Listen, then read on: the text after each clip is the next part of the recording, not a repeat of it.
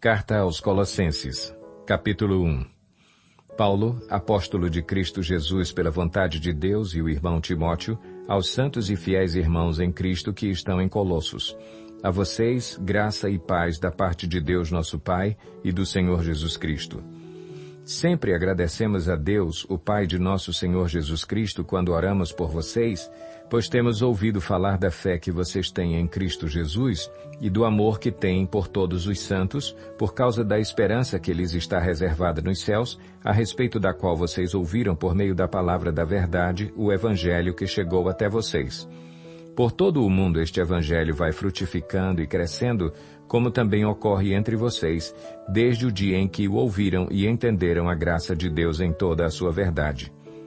Vocês o aprenderam de Epáfras, nosso amado cooperador, fiel ministro de Cristo para conosco, que também nos falou do amor que vocês têm no Espírito.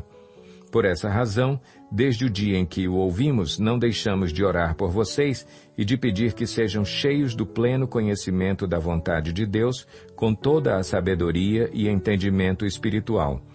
E isso para que vocês vivam de maneira digna do Senhor e em tudo possam agradá-lo, frutificando em toda boa obra, crescendo no conhecimento de Deus e sendo fortalecidos com todo o poder, de acordo com a força da sua glória, para que tenham toda a perseverança e paciência com alegria, dando graças ao Pai, que nos tornou dignos de participar da herança dos santos no reino da luz. Pois ele nos resgatou do domínio das trevas e nos transportou para o reino do seu Filho amado, em quem temos a redenção, a saber, o perdão dos pecados. Ele é a imagem do Deus invisível, o primogênito de toda a criação, pois nele foram criadas todas as coisas, nos céus e na terra, as visíveis e as invisíveis, sejam tronos ou soberanias, poderes ou autoridades, todas as coisas foram criadas por ele e para ele. Ele é antes de todas as coisas e nele tudo subsiste. Ele é a cabeça do corpo, que é a Igreja. É o princípio e o primogênito dentre os mortos, para que em tudo tenha a supremacia. Pois foi do agrado de Deus que nele habitasse toda a plenitude e por meio dele reconciliasse consigo todas as coisas, tanto as que estão na terra quanto as que estão nos céus, estabelecendo a paz pelo seu sangue derramado na cruz. Antes vocês estavam separados de Deus e, na mente de vocês, eram inimigos por causa do mau procedimento de vocês. Mas agora ele os reconciliou pelo corpo físico de Cristo, mediante a morte, para apresentá-los diante dele santos, inculpáveis e livres de qualquer acusação, desde que continuem alicerçados e firmes na fé, sem se afastarem da esperança do Evangelho, que vocês ouviram e que tem sido proclamado a todos os que estão debaixo do céu. Esse é o Evangelho do qual eu, Paulo, me tornei ministro. Agora me alegro em meus sofrimentos por vocês e completo no meu corpo o que resta das aflições de Cristo em favor do seu corpo, que é a Igreja. Dela me tornei ministro de acordo com a responsabilidade, por Deus a mim atribuída, de apresentar-lhes plenamente a palavra de Deus, o mistério que esteve oculto durante épocas e gerações, mas que agora foi manifestado a seus santos. A ele quis Deus dar a conhecer entre os gentios a gloriosa riqueza deste mistério, que é Cristo em vocês, a esperança da glória. Nós o proclamamos, advertindo e ensinando a cada um com toda a sabedoria, para que apresentemos todo o homem perfeito em Cristo. Para isso eu me esforço, lutando conforme a sua força, que atua poderosamente em mim. Capítulo 2. Quero que vocês saibam quanto estou lutando por vocês, pelos que estão em Laodiceia e por todos os que ainda não me conhecem pessoalmente. Esforço-me para que eles sejam fortalecidos em seu coração, estejam unidos em amor e alcancem toda a riqueza do pleno entendimento, a fim de conhecerem plenamente o mistério de Deus, a saber, Cristo. Nele estão escondidos todos os tesouros da sabedoria e do conhecimento. Eu lhes digo isso para que ninguém os engane com argumentos que só parecem convincentes. Porque, embora esteja fisicamente longe de vocês, em espírito estou presente e me alegro em ver como estão vivendo em ordem e como está firme a fé que vocês têm em Cristo. Portanto, assim como vocês receberam Cristo Jesus, o Senhor, continuem a viver nele, enraizados e edificados nele, firmados na fé como foram ensinados, transbordando de gratidão. Tenham cuidado para que ninguém os escravize a filosofias vãs e enganosas que se fundamentam nas tradições humanas e nos princípios elementares deste mundo e não em Cristo. Pois em Cristo habita corporalmente toda a plenitude da divindade e, por estarem nele, que é o cabeça de todo o poder e autoridade, vocês receberam a plenitude. Nele também vocês foram circuncidados, não com uma circuncisão feita por mãos humanas, mas com a circuncisão feita por Cristo, que é o despojar do corpo da carne. Isso aconteceu quando vocês foram sepultados com ele no batismo, e com ele foram ressuscitados mediante a fé no poder de Deus que o ressuscitou dentre os mortos. Quando vocês estavam mortos em pecados e na incircuncisão da sua carne, Deus os vivificou com Cristo. Ele nos perdoou todas as transgressões e cancelou a escrita de dívida que consistia em ordenanças e que nos era contrária. Ele a removeu, pregando-a na cruz e, tendo despojado os poderes e as autoridades, fez deles um espetáculo público, triunfando sobre eles na cruz. Portanto, não permitam que ninguém os julgue pelo que vocês comem ou bebem, ou com relação a alguma festividade religiosa, ou à celebração das luas novas e dos dias de sábado. Estas coisas são sombras do que haveria de vir. A realidade, porém, encontra-se em Cristo. Não permitam que ninguém que tenha prazer numa falsa humildade e na adoração de anjos os impeça de alcançar o prêmio. Tal pessoa conta detalhadamente suas visões e sua mente carnal a torna orgulhosa. Trata-se de alguém que não está unido à cabeça, a partir da qual todo o corpo, sustentado e unido por seus ligamentos e juntas, efetua o crescimento dado por Deus. Já que vocês morreram com Cristo para os princípios elementares deste mundo, porque, como se ainda pertencessem a ele, vocês se submetem a regras. Não manuseis, não prove, não toque. Todas essas coisas estão destinadas a perecer pelo uso, pois se baseiam em mandamentos e ensinos humanos.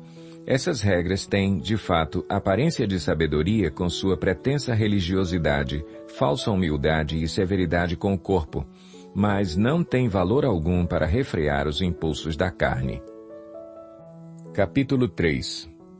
Portanto, já que vocês ressuscitaram com Cristo, procurem as coisas que são do alto, onde Cristo está assentado à direita de Deus.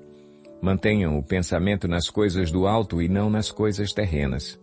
Pois vocês morreram, e agora a sua vida está escondida com Cristo em Deus. Quando Cristo, que é a sua vida, for manifestado, então vocês também serão manifestados com Ele em glória. Assim, façam morrer tudo o que pertence à natureza terrena de vocês: imoralidade sexual, impureza, paixão, desejos maus e a ganância, que é a idolatria. É por causa dessas coisas que vem a ira de Deus sobre os que vivem na desobediência, as quais vocês praticaram no passado quando costumavam viver nelas. Mas agora abandonem todas estas coisas: ira, indignação, maldade, maledicência e linguagem indecente no falar. Não mintam uns aos outros, visto que vocês já se despiram do velho homem com suas práticas e se revestiram do novo, o qual está sendo renovado em conhecimento à imagem do seu Criador. Nessa nova vida já não há diferença entre grego e judeu, circunciso e incircunciso, bárbaro e cita, escravo e livre, mas Cristo é tudo e está em todos. Portanto, como povo escolhido de Deus, santo e amado, revistam-se de profunda compaixão, bondade, humildade, mansidão e paciência. Suportem-se uns aos outros e perdoem as queixas que tiverem uns contra os outros. Perdoem como o Senhor lhes perdoou. Acima de tudo, porém, revistam-se do amor, que é o elo perfeito. Que a paz de Cristo seja o juiz em seu coração, visto que vocês foram chamados para viver em paz, como membros de um só corpo. E sejam agradecidos. Habite ricamente em vocês a palavra de Cristo. Ensinem e aconselhem-se uns aos outros com toda a sabedoria e cantem salmos, hinos e cânticos espirituais com gratidão a Deus em seu coração. Tudo o que fizerem, seja em palavra ou em ação, façam-no em nome do Senhor Jesus, dando por meio dele graças a Deus Pai. Mulheres, Sujeite-se cada uma a seu marido como convém a quem está no Senhor. Maridos, ame cada um a sua mulher e não a tratem com amargura. Filhos, obedeçam a seus pais em tudo, pois isso agrada ao Senhor. Pais, não irritem seus filhos para que eles não desanimem. Escravos, obedeçam em tudo a seus senhores terrenos, não somente para agradá-los quando eles estão observando, mas com sinceridade de coração, pelo fato de vocês temerem o Senhor. Tudo o que fizerem, façam de todo o coração, como para o Senhor e não para os homens, sabendo que receberão do Senhor a recompensa da herança. É a Cristo, o Senhor, que vocês estão servindo. Quem cometer injustiça, receberá de volta injustiça, e não haverá exceção para ninguém. Capítulo 4. Senhores, deem aos seus escravos o que é justo e direito, sabendo que vocês também têm um Senhor nos céus. Dediquem-se à oração, estejam alerta e sejam agradecidos. Ao mesmo tempo, orem também por nós, para que Deus abra uma porta para a nossa mensagem, a fim de que possamos proclamar o mistério de Cristo, pelo qual estou preso. Orem para que eu possa manifestá-lo abertamente, como me cumpre fazê-lo. Sejam sábios no procedimento para com os de fora. Aproveitem ao máximo todas as oportunidades. O seu falar seja sempre agradável e temperado com sal, para que saibam como responder a cada um. Tíquico lhes informará todas as coisas a meu respeito. Ele é um irmão amado, ministro fiel e cooperador no serviço do Senhor.